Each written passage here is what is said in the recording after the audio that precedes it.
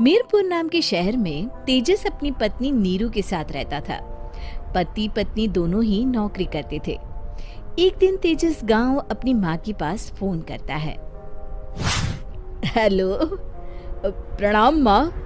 जीते रहो माँ, तुम दादी बनने वाली हो हैं? अरे वाह, ठीक है बेटा, मैं कल ही आती हूँ। जब माँ जी शहर पहुंची तो बेटे बहू ने बहुत अच्छे से स्वागत किया। लीजिए माँ जी चाय। अरे गर्मा गर्म पकोड़े ले आओ माँ के लिए। नीरू रसोई में गई और 2 मिनट में ही पकोड़े ले आई। जी ये लीजिए। बहू जादू से बनाए हैं क्या? अभी तो रसोई में गई थी। यम्मी। माँ जी, शीला रसोई में पकोड़े तल रही है, मैं बस लेकर आई। हे भगवान, मेरा धर्म भ्रष्ट कर दिया तूने। अब तो गंगा जल से शुद्धिकरण करना होगा। दूसरे दिन, माँ जी मैंने नाश्ता बना दिया है, ऑफिस जा रही हूँ। पर अभी तो घर का सारा काम पड़ा है। शीला आती ही होगी, झाड़ू पोछा बर्तन कपड़े वो सब कर लेगी। हमारे जमाने में घर का सारा काम हम ही करते थे। जी माँ जी, आप बहुत होशियार हैं, मैं घर ऑफिस दोनों नहीं संभाल पाती। तो जरूरत क्या है घर से बाहर जाकर चाकरी करने की? वैसे भी घर का काम खुद करने से घर में बरकत आती है, समझी?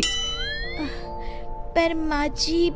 पर वर कुछ नहीं, इस महीने की पगार मिले फिर ऑफिस बंद है। हाँ। रात को नीरू तेजस से कहती है, सुनिए जी, माँ जी बोल रही थी कि मैं नौकरी छोड़ दूं। वैसे ठीक ही तो है, अभी तुम्हें आराम की जरूरत है।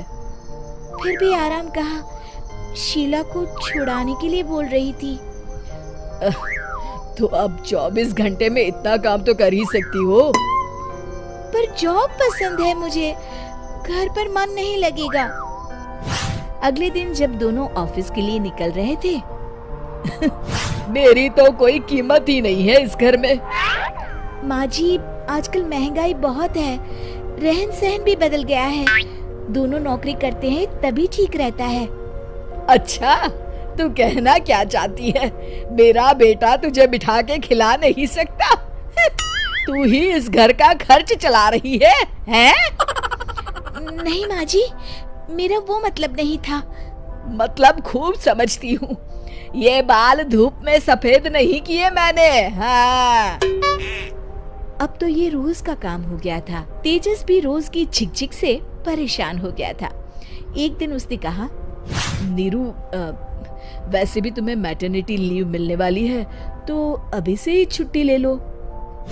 पर क्या, मेरी सैलरी अच्छी खासी है। आखिर नीरू ने रिजाइन कर दिया।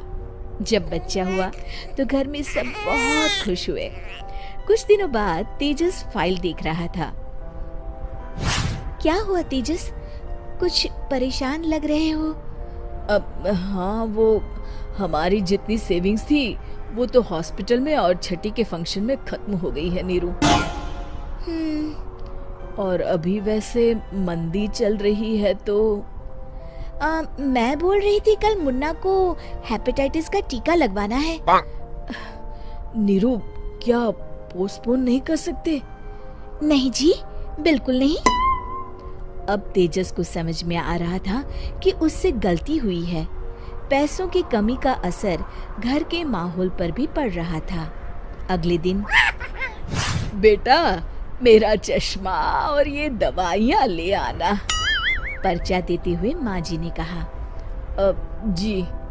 तेजस, मुन्ना के लिए दूध का डिब्बा और डायपर भी ले आना, और ये किराने के सामान की लिस्ट है, इसे भी लाना है। तेजस गुस्से में लिस्ट मरोड़कर फेंकता है और चिल्लाता है, पैसे क्या पेड़ पर उगते हैं? ये ले आना, वो ले आना। अरे पर ये जरूरत का सामान ही है। वो गुस्से में बिना कुछ कहे ऑफिस चला गया। अरे लंच तो ले जाइए। नीरू दौड़कर डिब्बा पकड़ाती है। एक दिन खाना खाने के बाद, नीरू, अब तो मुन्ना कुछ बड़ा हो गया, तो अब तुम वापस ज्वाइन कर लो ना जॉब। पर इस रिसेशन में जॉब मिलना बहुत मुश्किल है। ट्राई तो करो। फिर मुन्ना, माँ जी है ना, और एक फुल टाइम मेड भी लगा लेंगे। पर माँ जी, उन्हें तो पसंद नहीं। तभी माँ जी वहाँ आ जाती है और प्यार से नीरू के सर पर हाथ फेरते हुए बोलती है, अब मेरी समझ में आ गया बहू, पहले के और अब के समय में अंतर है। तुम काम शुरू करो, मुन्ना की जिम्मेदारी मेरी। मेरी प्यारी माँ जी, ये कहकर नीरू उनके गले लग गई। शिक्षा, परिवर्तन संसार का नियम है, हमें भी समय के साथ चलना चाहिए। उम्मीद है कि आपको हमारी ये कहानी पसंद आई होगी। कृपया हमारे चैनल को सब्सक्राइब करें और सभी अपडेट्स के लिए बेल आइकन जरूर क्लिक करें। और हाँ, वीडियो लाइक और शेयर करना मत भूलिएगा। Bye bye.